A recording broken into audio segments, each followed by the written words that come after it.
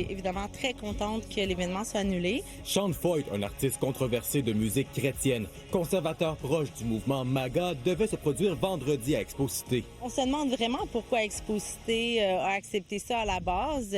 Le groupe qui organise cette tournée-là a un message religieux extrêmement conservateur, très visible, très clair. Le regroupement des groupes de femmes de la capitale nationale s'est rapidement mobilisé pour dénoncer la venue de l'artiste en raison de ses prises de position ultra-conservatrices, anti-LGBT et anti-avortement.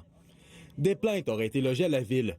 Devant la controverse suscitée par l'artiste, la ville a choisi de résilier le contrat qui liait Expo-Cité au promoteur. Dans un communiqué, la ville nous indique « La présence d'un artiste controversé n'était pas mentionnée dans le contrat conclu entre Expo-Cité et le promoteur du concert prévu sur son site vendredi. Avec les nouveaux éléments qui ont été portés à son attention, Expo-Cité a décidé de résilier le contrat et donc la tenue de l'événement sur son site. » Et c'est d'ailleurs derrière moi, dans un des stationnements près de la plage Jean-Béliveau, que Sean Feucht était supposé de performer vendredi, avant que la ville révoque son permis.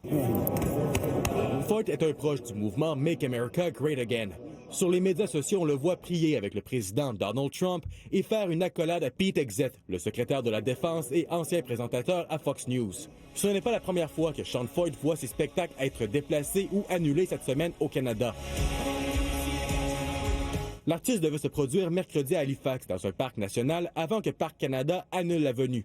Les villes de Moncton et de Charlottetown ont emboîté le pas. That the Canadian parks have revoked our permit in Halifax because of credible threats. And this is the classic playbook of the media, of the anti-Christian bigots out there that hate Christians, that hate worship and prayer. On est contre les messages d'intolérance qui nous livrent. C'est sincèrement une intolérance dont la société n'a pas de besoin. On est pour la liberté d'expression, mais il faut respecter les droits humains. Simon Charret, TVA Nouvelles, à Québec.